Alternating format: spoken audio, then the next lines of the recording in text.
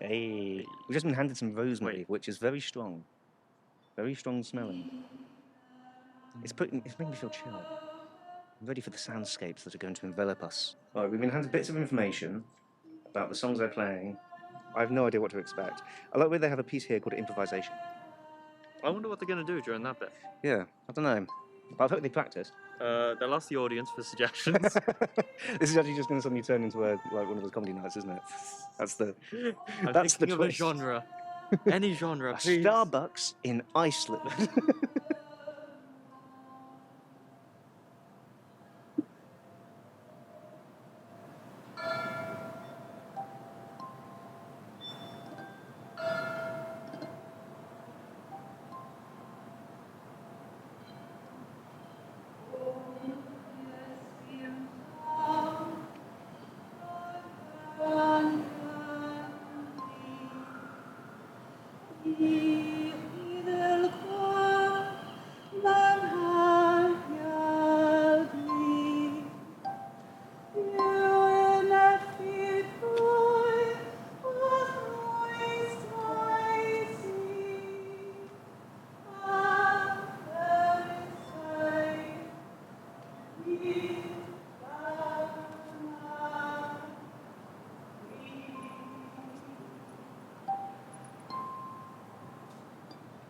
It's a hybrid of different forms of music, I guess. So, I mean, I've liked early music for quite a long time. So, Renaissance, medieval music, which is what it's based in.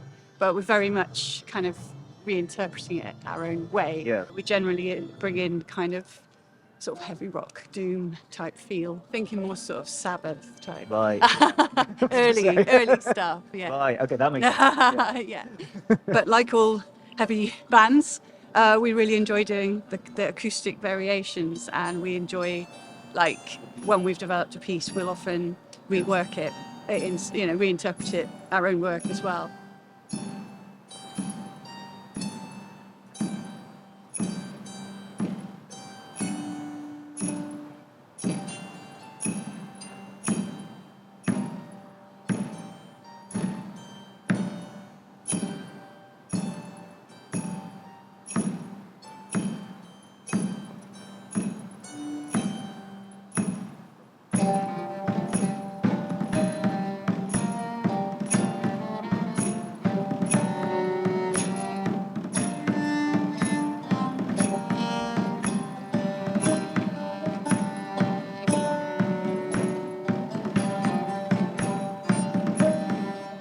We like to play in churches and crypts and also in churches like this, mainly because of the acoustics, really.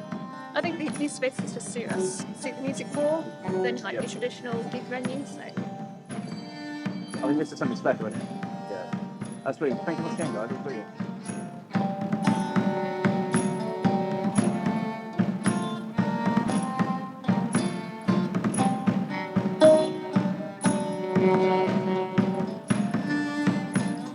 The general concept is reinterpreting early music, stuff from mainly before 1700s.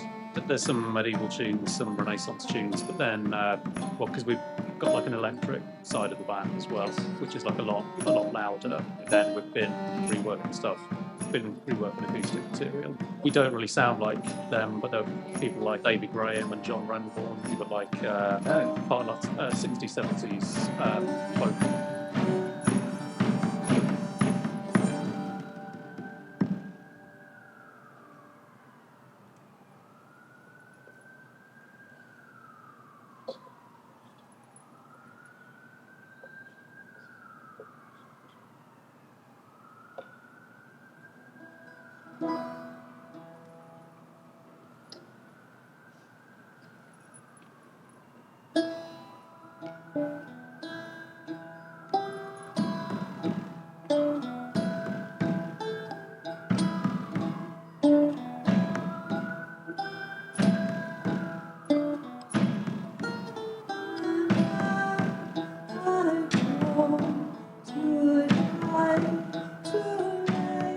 How could I have said no?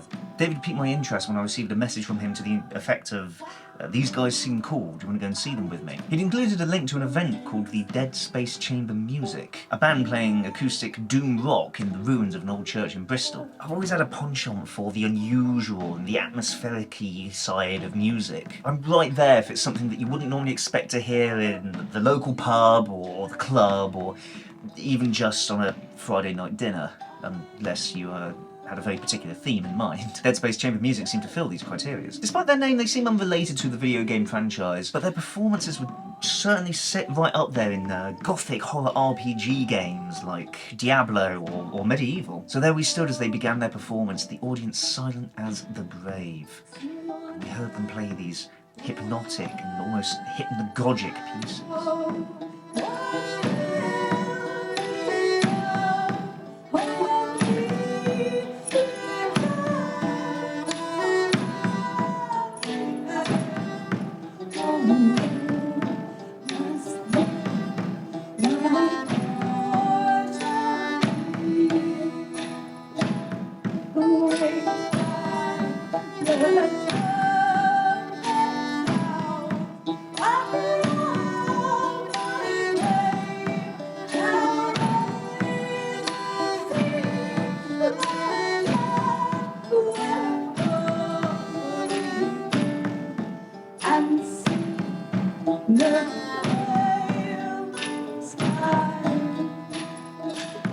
What really stood out to me, though, was their inclusion of some very unusual instruments that I'd never even heard of before. The most unusual one being the Waterphone. It is, I think it's kind of an instrument that got developed for, sound effects and that sort of thing. So I think it was invented in the 60s, so it's not a historic instrument, although that's a long time ago now.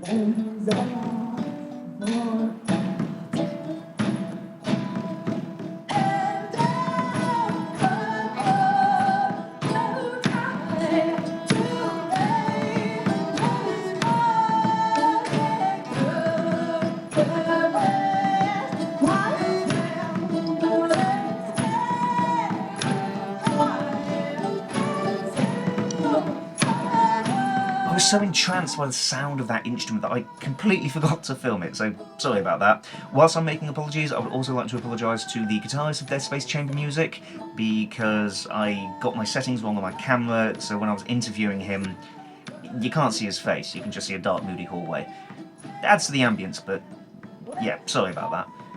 I suppose you're just going to have to go and see these guys live if you want to see what he looks like. That being said, here's a short clip of what a Waterphone actually sounds like to whet your appetites.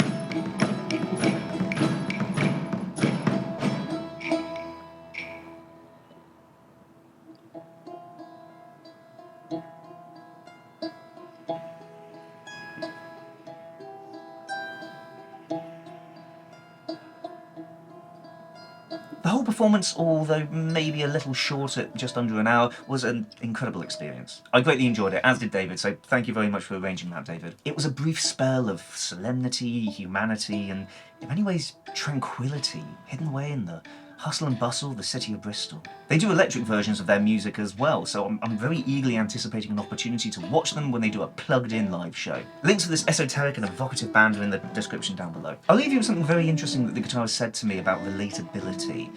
I mean, how relatable could playing medieval tunes on horror movie instruments in a dead language actually be? Like it's hundreds of years old, but then if you bring it up to date and sort of put this sort of like modern spin on it, Yes. then yeah, maybe you find something universal in the tune or in the song. You know what the frame of reference is, and even though something could be 900 or 1,000 years old, it still somehow says something today, or you're able to get the essence of what that music is about. You find something universal in that material, if you see what I mean.